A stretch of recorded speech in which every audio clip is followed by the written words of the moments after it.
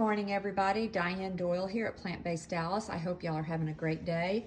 I wanted to show you how to make your own salt-free, oil-free chips if you have a Breville Smart Oven.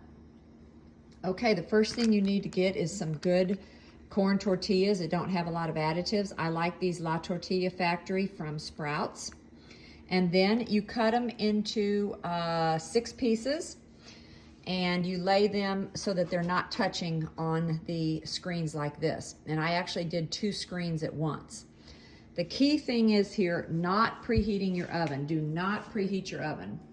Set your air fryer or set your oven at air fry for 400 degrees for 5 minutes and slide your trays in.